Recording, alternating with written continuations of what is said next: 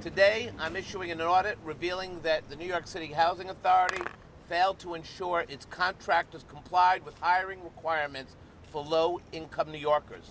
As a result of this mismanagement, NYCHA residents and other New Yorkers lost out on hundreds of thousands of dollars in potential wages. Under federal law and NYCHA's own regulations, contractors for capital projects must hire specific percentages of NYCHA residents and other low-income New Yorkers. The mandate couldn't be more clear, but our audit revealed a huge gap between NYCHA's obligation and its performance. In 6 contracts, NYCHA residents lost out on over $184,000 in potential wages. Contractors should have paid out $573,000 wages to residents, but only paid out $388,000. We found inaccurate payroll records. Contractors reported nearly $500,000 more in payments to NYCHA residents than what the audit found they had actually paid. We found no evidence that NYCHA took any disciplinary measures against contractors who failed to comply with hiring requirements. As a result, contractors continued to be eligible for future contracts, undermining both the letter and spirit of the law. Finally, the agency just didn't fail to properly manage these programs. When we presented our audit, they rejected the notion that they needed to improve. They did not believe they had a problem. So today we have a message for NYCHA. When you deprive working people of jobs, when you fail to verify payroll records, and when bad contractors can still get contracts, you've got a big problem. The law and regulations that NYCHA must enforce are explicit. Under federal law, hear me on this, Section 3, contractors with capital projects over $100,000 must draw 30% of their new employees from NYCHA tenants or low-income New Yorkers to the greatest extent possible. In addition, under its own resident employment program, NYCHA requires that contractors with projects over $500,000 must spend at least 15% of labor costs on individuals from these two groups. That's right. So I'm calling on NYCHA to get the house in order. Put new controls in place. Make sure that the hiring records provided by contractors for NYCHA projects are accurate, above board, and complete. Require contractors to submit a list of their permanent staff so when they begin work on a project, we can actually identify people they hire more easily. Also, let's take disciplinary action against contractors who fail to meet hiring guidelines following appropriate warnings. We've got to improve monitoring and follow-up to ensure that contractors interview NYCHA residents for jobs. We've got to interview the tenants in the community for jobs. We've got a lot of young people out here. They're ready, able, and willing to work. That's why these programs have been established. So the bottom line is it's time for NYCHA to get serious about meeting its obligations to low-income New Yorkers. They're the people whom NYCHA is supposed to lift up, and they're victims of poor management. And that failure is unacceptable, and it must stop now. This is the first of many audits the Comptroller's office is going to present. We want to work collaboratively with NYCHA. We want to work with the administration. But nobody's getting a pass. If you want to talk about the people in our communities, then we've got to make sure that the tools that you employ are actually working. And mismanagement and disregarding the law and regulations is no excuse. The time has come that everybody gets to the table and plays by the same set of rules. And with that said, To all of you, I want to thank you again for being here. My name is Walter Mosley, New York State Assemblyman for the 57th Assembly District, and you're in my district.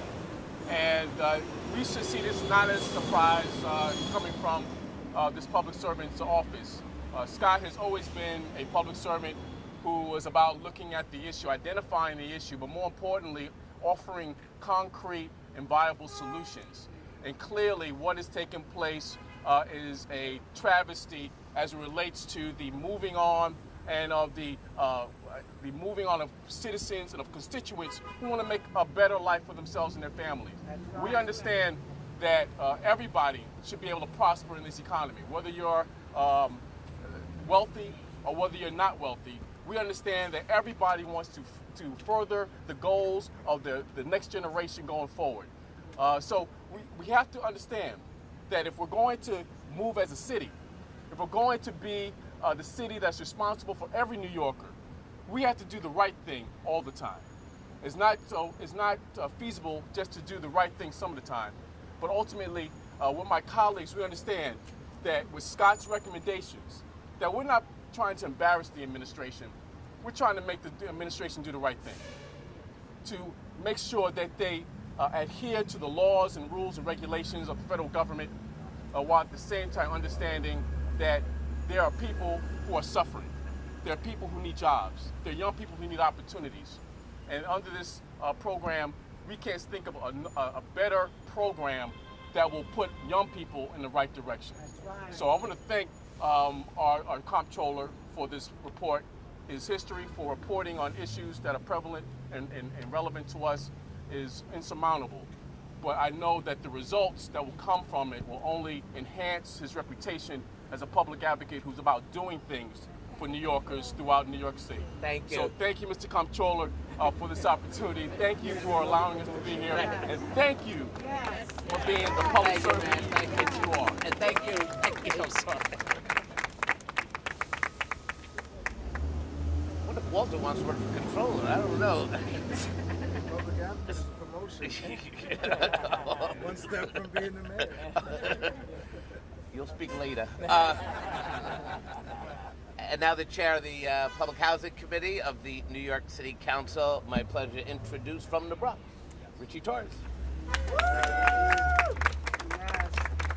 I'm City Councilmember Richie Torres. I chair the Committee on Public Housing. And first, I want to say that the city is lucky to have Scott Stringer as a controller. There's never been a controller in our history so committed to reforming NYCHA, and on behalf of public housing residents, we are grateful to you. Section 3 is a reminder that NYCHA's responsibility is not only to provide affordable housing. It has an obligation under Section 3 to create economic opportunity for NYCHA residents, and it is failing in that obligation. Right. And so as chair of the Committee on Public Housing, Mr. Comptroller, you have my commitment that I will hold an oversight hearing on your report. All right. And we are going to demand answers from the New York City Housing Authority. That's right. The Housing Authority will have to explain why it has failed so miserably That's right. to create economic opportunity for NYCHA residents. Yes.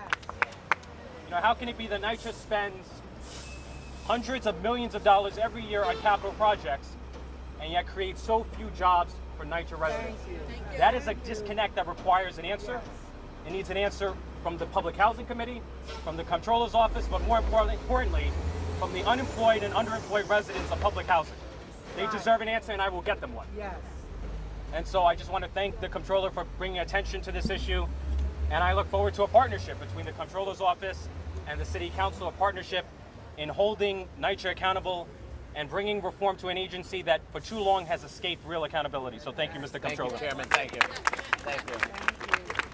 And Richie, I just want to say to you, it was great to finish the audit, wrap it up, and then send it to you in its totality for your review and the members. It's a great partnership, and I'm so glad that so many council members are here today fighting for the NYCHA tenants in their districts and their city. And I now want to call on from Brooklyn, the council member who has also really cultivated a real relationship with her NYCHA residents in her first 6 months in office, working very hard in the community, and that's Councilmember Lori Cumbo. Thank you. I want to first start by saying this is such an important moment right now, and I'm so excited because I just met with the Comptroller yesterday, and we had this discussion, and I told him how important this community was to me and to the city of New York, and to find out that the very next day that he's decided to hold this press conference here is very telling, and it sends this message that the TA leaders that have been working so hard with Assemblyman Walter Mosley, with District Leader Renee Collymore, and myself, we have been meeting, and I can't thank Mrs. Isabella Lee, Mr. Tyree Standback, Mrs. Mary Andrews, and all of the other TA leaders. Yes. Your voices have been heard, and we can't thank you enough for keeping the flame going on this, making sure that your issues are heard, and bringing it to the forefront. And I can't thank you and this administration enough for making sure that our voices are heard. We have gone to meeting after meeting. We have spoken so much in terms of what's wrong with NYCHA. Why are our young people unemployed? Why are they hanging out with nothing to do? Why are there so many shootings that are happening in our community?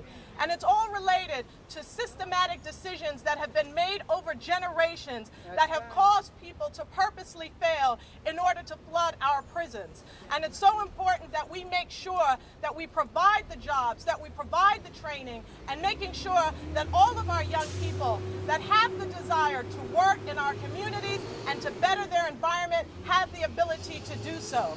So I am so proud that we have gathered here today, because we have to make sure that we hold all of those contractors accountable for making sure that our young people have jobs.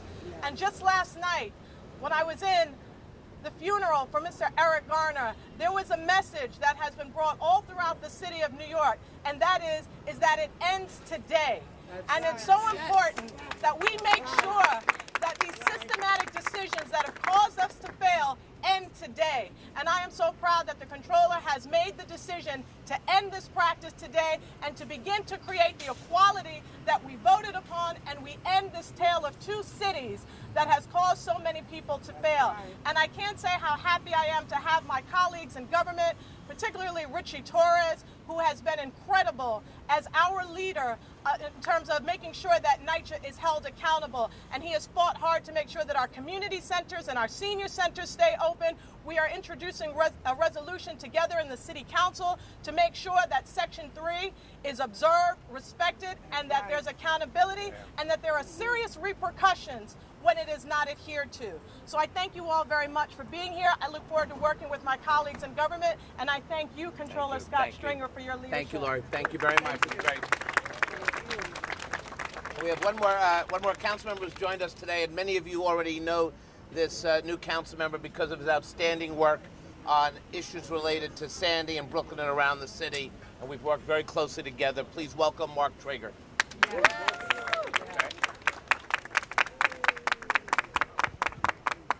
Thank you, Comptroller. Thank you to my colleagues. Thank you to all the residents, leaders, and residents here. You know, we recognize that many of the instances mentioned in this report happened during a span of recent years, even prior to the current administration. But they must recognize that we're not here today simply making recommendations. We are here today saying you have to follow the law. They're in non-compliance of federal law. That's right. And thank goodness for our city controller, Scott Stringer, who is the watchdog of our taxpayer money, but is also making sure that our contracts are in compliance with city, state, and federal law. That's right. Earlier this year, we had a hearing for the first time in history with my colleague Richie Torres, and Councilman Laurie Cumbo was there as well, and Cary Gardens in Coney Island, about the damage done to Sandy. And that hearing produced a significant result, because we're talking about over $1 billion, close to $2 billion, that's supposed to come in to repair all the Sandy damage to our NYCHA buildings.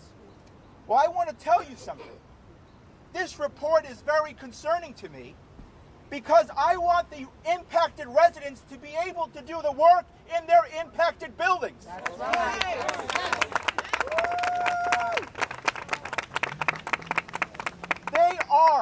There are highly skilled, qualified, competent people who live in NYCHA to do the work in their own buildings.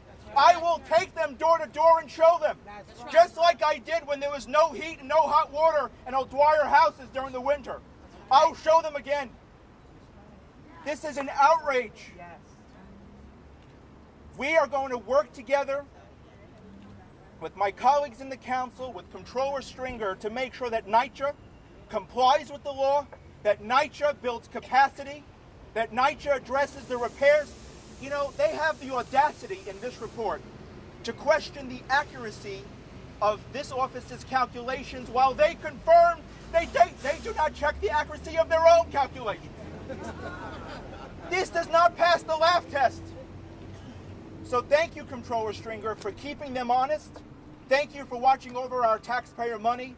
And thank you for leading the way in building capacity to help these residents who are in great need. Thank you very much.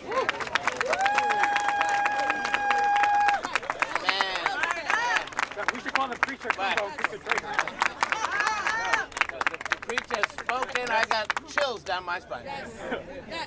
And now, representing all the great tenants here today, the people who have come out to support the young people and the community, the people here who have gone through some real hardship. We think of boulevard houses and the security cameras, but one man has really been the citywide spokesperson and leader on these issues. He pulls no punches. He demands action. And during our time together, he said to me, "We need you to speak truth to power and get these audits out." I'd like to call out Reggie Bowman, representing the community. Good morning, everybody. I'm Reggie Bowman. Good morning, residents. Are the residents in the house? Yes. Are the residents in the house? Yes. Tell them, put the money back. Yes, put the money back. We want it now. We want our money now. First of all, I'm Reginald Bowman, and I'm the chairman of the Citywide Council of Presidents that represent all of the residents, 600,000, 178,000 families, 1 in 12 New Yorkers that live in public housing in the great city of New York. Let's give them all a round of applause. I cannot continue without recognizing the tremendous work of the Comptroller, who, when he was the borough president of Manhattan, made a firm commitment to make sure that the issues of public housing were always kept at the top of his agenda. So let's give him a round of applause. I would also like to make sure that I thank the elected officials who are here today. All of them have already spoken, and you know them in distinction. They have been tremendous supporters of public housing in this city, while we have sat marginalized until most recently in this administration. We have the largest voting bloc in the United States of America. And we have demonstrated this year and last year that we mean business, and the elected officials that have come into the city council and the state government and citywide have demonstrated that they were worth our vote, and we want to give them another round of applause for stepping up to the plate. I would also like to publicly thank my colleague, Mr. John Johnson from the Bronx. John, who's a member of the Citywide Council of Presidents and chairperson of our Section 3 Compliance Committee. He has been working tirelessly behind the scenes and in front of the scenes to make sure that Section 3 compliance became a reality.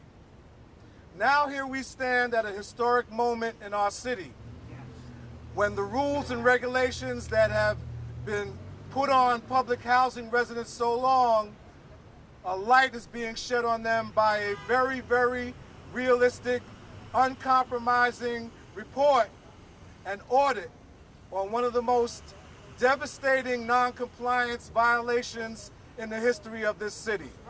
Section 3 has been around for 30 years. And the city of New York, the federal government, the state, have all been in non-compliance with this practice and this procedure that is supposed to create economic equality and equity for the residents that live in public housing and the low-income community in this city. So as the person who represents more than 1 in 12 New Yorkers, I think that today should be celebrated as a milestone in history, because here we stand today on the threshold of finally getting equality and compliance and financial support from the city that has had an obligation to us and has denied this to us for so long. To the people at NYCHA, and I'm going to close with this, this is the beginning of a movement. To the people at NYCHA and to the mayor and the administrations, this is not an attack.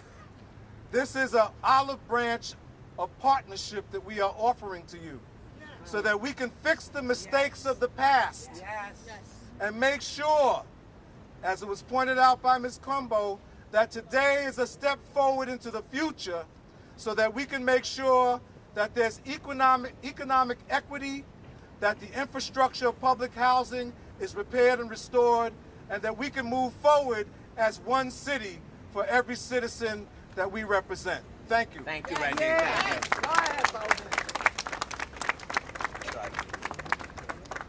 So we'll be happy to take questions from the press, and we also have our Deputy Controller who is here with her audit team, and I want to thank them very much. And let's give them a big hand because they worked a very long time on this. And some members of the press have said, is this the audit, the top to bottom review we're looking at as it relates to NYCHA?